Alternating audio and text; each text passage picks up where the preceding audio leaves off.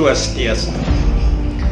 Pemirsa yang terkasih dimanapun berada, Om Guru Brahma, Guru Wisnu, Guru Dewa Maheshwara, Guru Satsat Param Brahma, Tasmai Sri Guru Iya Namah Swaha. Semoga Brahman dalam manifestasinya sebagai Dewa Brahma, Dewa Wisnu dan Mahadewa melimpahkan anugerahnya kepada kita semua. Pemirsa yang budiman dimanapun berada, baiklah dalam kesempatan dan suasana yang penuh anugerah ini, saya akan menyampaikan Dharma Wacana, yaitu spiritual yang langka. Pemirsa yang budiman, di zaman Kali Yuga ini kalau kita cermati, kalau kita hayati, kalau kita pahami, yaitu spiritual ini, orang-orang yang menekuni spiritual itu jauh, sangat sedikit dibandingkan yang tidak menekuni spiritual. Spiritual itu adalah merupakan satu tindakan untuk mengungkapkan sifat-sifat ketuhanan yang ada pada diri setiap orang, yang dibawa sejak lahir dan berusaha berangsur-angsur meninggalkan sifat-sifat kebuasan atau binatang yang ada pada diri kita masing-masing. Pemirsa yang budiman, kita tahu bahwa jutaan manusia,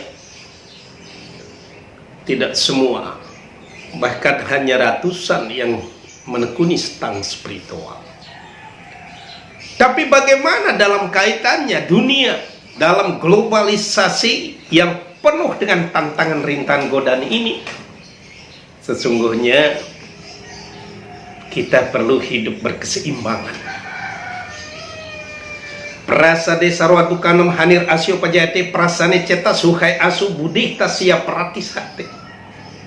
Orang arif bijaksana menyerukan kepada kita untuk hidup berkeseimbangan,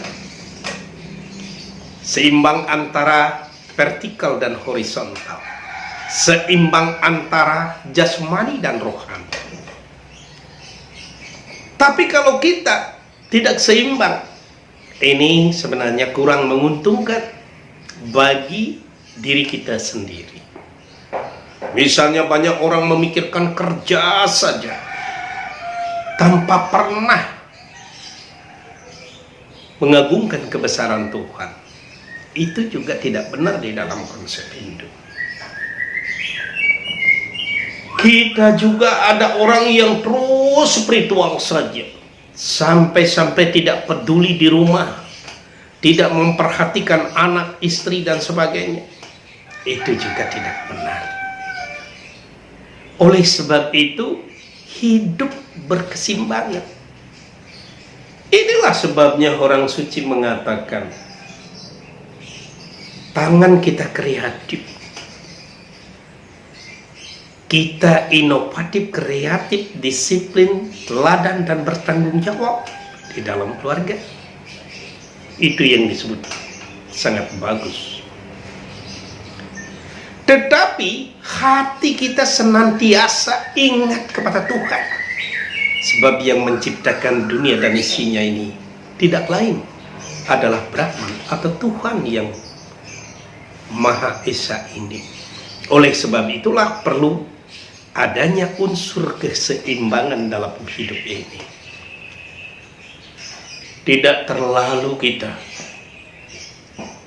misalnya saja kalau zaman dulu saya masih ingat SD, kalau tidak punya beras, kita masih bisa pinjam ke tetangga. Kita tidak punya duit misalnya ke puskesmas, kita bisa pinjam ke tetangga. Tapi kalau sekarang kita tidak memiliki duit atau uang, bisa kita pinjam ke tetangga. Tapi ingat, bunga 3%, 4%, 5%, bahkan 10%. Nah, kalau semua itu kita gunakan untuk pembiayaan seperti itu, hidup kita ini tidak seimbang. Kita akan menderita. Di dunia ini saja kita menderita, apalagi di akhirat nanti bagaimana? Maka daripada itulah harus ada unsur keseimbangan antara jasmani dan rohani. Pemirsa yang terkasih dimanapun berada, kalau Goswami Tulasada mengatakan hidup sebagai manusia ini hendaknya kita selalu bersyukur, karena sulit katanya menjadi manusia. Setelah kita cermati, di dalam Sarasa Musaya 3 jelas mengatakan, jelas mengungkapkan, upah bogai farityat naman natmana wasadaye sanda walafi wartata durlabam.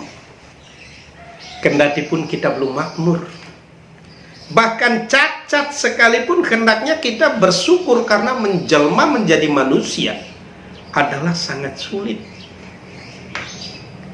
Oleh sebab itu, pernyataan yang disampaikan Goswami, ya benar sekali, tidak mudah menjadi manusia itu.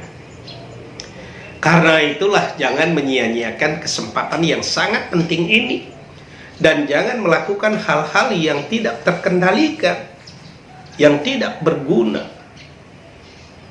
Pemirsa yang terkasih, kita harus tetap mempunyai semangat dalam hidup ini. Tidak boleh putus asa dan tidak boleh menyerah dalam hidup ini. Hidup ini memang perlu perjuangan, tetapi bukan berarti kita mengabaikan dharma. Sebab dharma itu adalah merupakan sumber kebahagiaan. Dharma itu adalah pelindung orang yang mempunyai ilmu pengetahuan. Dan dharma itu juga dapat melebur dosa di ketika dunia. Selamat menjalankan swadharma masing-masing sesuai dengan profesi kita. Tetap bersemangat dalam hidup ini, tidak boleh menyerah. Awi genam, apa yang kita mimpikan akan tercapai. Terima kasih, saya haturkan Paramasanti. Om Santi Santi Santi.